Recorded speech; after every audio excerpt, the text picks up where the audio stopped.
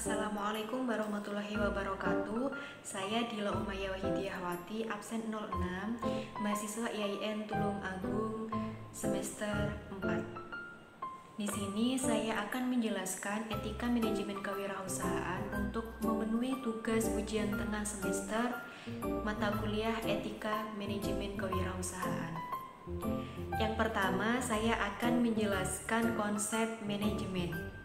Nah, manajemen berasal dari kata to manage yang berarti kontrol, dan dalam bahasa Indonesia dapat diartikan sebagai mengendalikan, menangani, dan mengelola, sehingga dapat disederhanakan bahwa manajemen adalah cara suatu sistem untuk mengelola kerja ataupun kegiatan sehingga dapat mencapai hasil yang efektif dan efisien.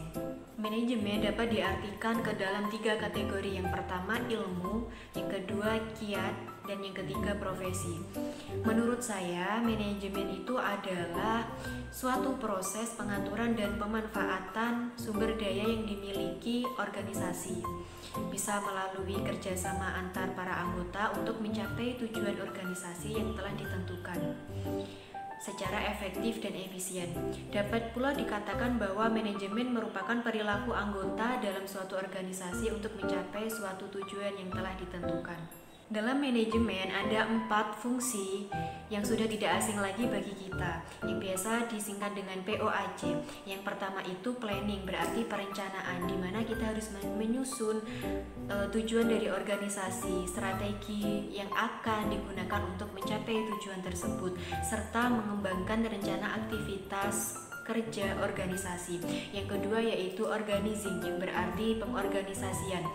Ini yang dimaksud adalah proses kegiatan penyusunan atau alokasi sumber daya organisasi dalam bentuk desain organisasi ataupun struktur organisasi yang sudah sesuai dengan tujuan dari organisasi tersebut. Yang ketiga yaitu actuating, berarti pelaksanaan. Yang dimaksud di sini adalah mengusahakan agar semua anggota kelompok ataupun organisasi berusaha untuk mencapai sasaran ataupun target sesuai dengan perencanaan manajerial dan usaha-usaha organisasi. Yang keempat yaitu controlling, yang berarti kontrol ataupun evaluasi. Maksud di sini berarti fungsi manajemen untuk melakukan evaluasi terhadap kinerja organisasi. Yang kedua, saya akan menjelaskan konsep etika. Apa sih yang disebut dengan etika? Nah, etika di sini berasal dari bahasa Yunani, yaitu ethos, yang dalam bentuk jamaknya ta eta, yang berarti adat istiadat ataupun kebiasaan. Dalam hal ini berkaitan dengan nilai-nilai, tata cara hidup yang baik, aturan hidup yang baik, dan segala kebiasaan hidup yang dianut dan diwariskan dari satu orang ke orang lain ataupun dari satu generasi ke generasi yang lain. Etika dalam agama Islam tidak sama dengan apa yang sudah dijelaskan dari tokoh-tokoh ilmuwan barat.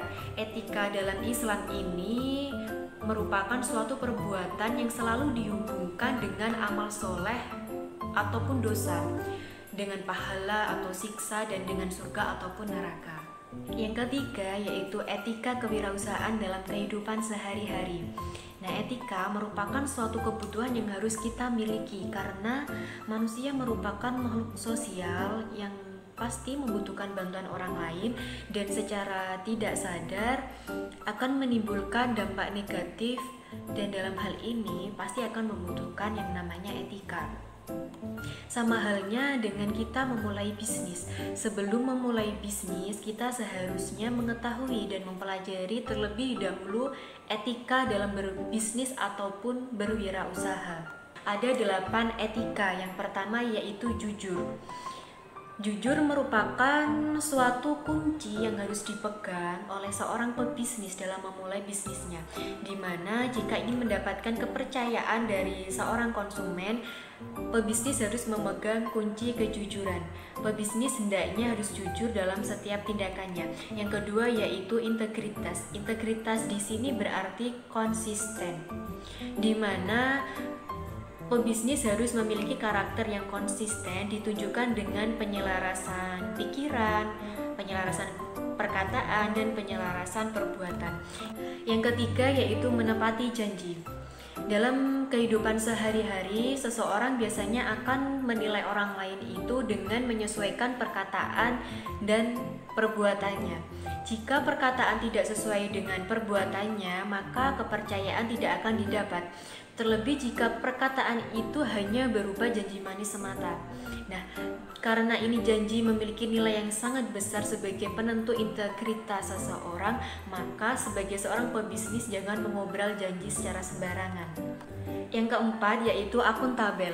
Akuntabel di sini mempunyai level di atas tanggung jawab. Seseorang yang memiliki sifat akuntabel ini tidak akan keberatan mempertanggungjawabkan hasil pekerjaannya serta tidak keberatan menerima gugatan atas hasil pekerjaannya yang kurang. Sikap akuntabel seperti inilah yang sangat diperlukan oleh seorang pebisnis. Yang kelima yaitu loyalitas. Loyalitas di sini merupakan etika bisnis dari seorang pebisnis yang harus diterapkan, di mana kesetiaan ataupun loyalitas ini akan membangun kepercayaan serta akan membangun integritas dari seorang pebisnis. Yang keenam yaitu peduli. Rasa kepedulian ini akan melahirkan perasaan empati dan belas kasih terhadap konsumen, karyawan, hingga rekan bisnis. Sehingga rasa peduli ini memiliki banyak arti bahwa seorang tersebut sadar bahwa segala tindakan yang ia lakukan akan memiliki dampak pada semua orang yang berada di sekitarnya. Yang ketujuh yaitu memiliki jiwa kepemimpinan. Memiliki jiwa kepemimpinan ini berarti mempunyai rasa tanggung jawab, di mana apakah pekerjaan dalam bisnis ini sudah dapat diselesaikan dengan baik dan benar atau tanpa kesalahan. Kalaupun ada kesalahan, ia berani memperbaikinya dan berani mengambil resikonya. Yang kedelapan yaitu patuh hukum. Seorang pebisnis ini haruslah mematuhi setiap peraturan yang diberikan, seperti aturan membayar pajak, aturan mendaftarkan izin usaha, dan lain sebagainya. Mematuhi aturan hukum ini nantinya juga akan berdampak baik terhadap kelangsungan bisnis yang dijalani. Jadi konsumen pun lebih percaya terhadap bisnis yang sesuai dengan aturan hukum di Indonesia. Yang keempat yaitu konsep kewirausahaan dalam Islam dan tujuan kewirausahaan dalam Islam. Islam sendiri memandang kewirausahaan itu merupakan aspek kehidupan yang dikelompokkan ke dalam masalah muamalah. Masalah muamalah ini yang berkenaan dengan hubungan yang bersifat horizontal antar manusia dan akan tetap dipertanggungjawabkan kelak di akhirat. Nah, di mana kewirausahaan ini yang berarti perilaku, sikap, kemampuan seseorang dalam menangani usaha dan kegiatan yang mengarah pada upaya mencari, menciptakan, menerapkan cara kerja yang dilakukan berdasarkan ridho Allah Subhanahu wa Ta'ala, karena semuanya nanti akan dikembalikan kepadanya. Konsep kewirausahaan Islam ada 4 hal yang harus kita pegang teguh sebagai seorang muslim pebisnis. Yang pertama yaitu jujur. Jujur yang berkaitan dengan kegiatan kewirausahaan bisa berupa bertransaksi dengan nasabah yang mengedepankan kebenaran informasi, bisa juga dengan menjelaskan keunggulan dari barang tersebut. Yang kedua yaitu amanah ataupun dapat dipercaya. Sifat kepercayaan baik dari sisi internal maupun dari sisi eksternal. Amanah dan bertanggung jawab merupakan kunci sukses dalam menjalankan wirausaha. Yang ketiga yaitu fatonah yang berarti cerdas ataupun bijaksana. Dalam hal ini, pebisnis yang cerdas merupakan pebisnis yang mampu memahami, menghayati, dan mengenal tugas dan tanggung jawab yang sangat baik. Yang keempat yaitu tablik. Tablik berarti komunikatif, yang merupakan kemampuan untuk menyampaikan, kemampuan berkomunikasi yang efektif. Wirausaha yang efektif haruslah mempunyai kemampuan menyampaikan komunikasi dengan baik dan benar. Selanjutnya yaitu tujuan kewirausahaan dalam Islam, di mana jika kita sebagai seorang pebisnis ataupun seorang usaha yang melakukan usaha apa saja dan di mana saja sesuai dengan ilmu dan keterampilan yang sesuai dengan syariat Islam. Maka ilmu ini termasuk ke dalam bagian dari agama, di mana jika kita berpegang teguh pada ilmu yang sama halnya berpegang teguh dengan agama, karena ilmu itu bersumber dari agama. Hal ini menunjukkan bahwa jika kita ingin mendapatkan sesuatu yang baik, maka harus berpegang teguh pada agama dan ilmu. Sedangkan agama di sini mengajarkan bahwa dalam melakukan usaha atau mengembangkan modal tidak melampaui batas sesuai dengan Al-Quran, As-Sunnah, Ijma' dan Qiyas, di mana dalam kita sebagai seorang pebisnis, jika memiliki suatu perilaku ataupun sikap yang sudah sesuai dengan ajaran ataupun syariat Islam yang kita pegang teguh, maka kita akan mendapatkan hasil yang optimal, yang maksimal, di mana sesuai dengan yang kita inginkan. Yang kelima yaitu sifat-sifat wirausaha dan karakteristiknya. Yang pertama, sifat-sifat wirausaha antara lain percaya diri. Percaya diri ini merupakan sikap yakin kepada diri sendiri dalam melakukan suatu tugas dan pekerjaannya. Kemudian kerja keras. Seorang wirausaha harus memiliki sifat kerja keras dan pantang menyerah, harus memiliki semangat untuk terus maju dan mengembangkan usaha yang digelutinya.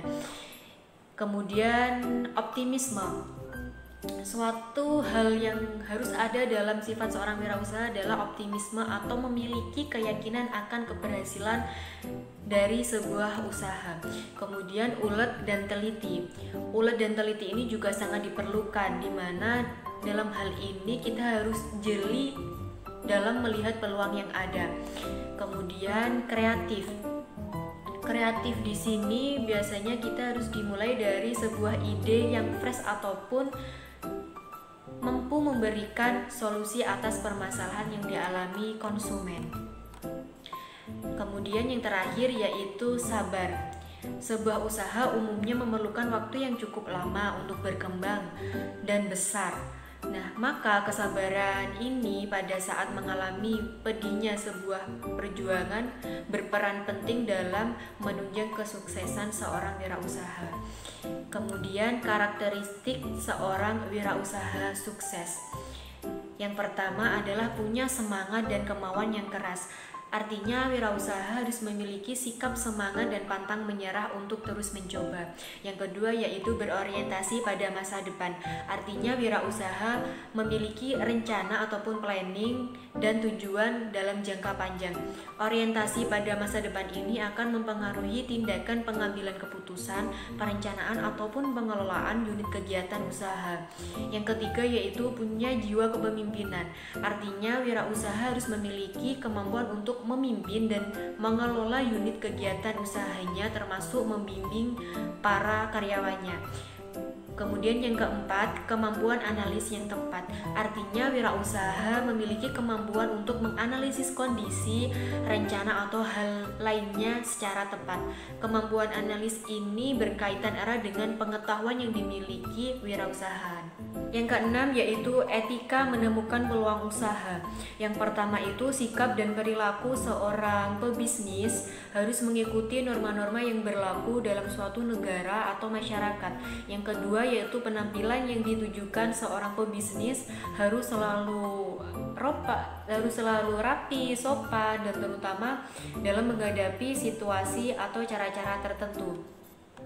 Yang ketiga yaitu cara berpakaian pebisnis juga harus sopan sesuai dengan tempat dan waktu yang berlaku. Yang keempat, cara berbicara seorang pebisnis juga harus mencerminkan usahanya. Sopan, penuh tata krama, tidak menyinggung ataupun mencela orang lain. Yang kelima, gerak-gerik pebisnis juga dapat menyenangkan orang lain. Hindarkan gerak-gerik yang dapat mencurigakan. Demikianlah pemaparan dari saya sebagai pemenuhan tugas ujian tengah semester mata kuliah Etika Manajemen Kewirausahaan. Saya mohon maaf apabila ada tutur kata yang kurang berkenan. Saya akhiri, wallahul muwaffiq ila aqwamit thoriq. Wassalamualaikum warahmatullahi wabarakatuh.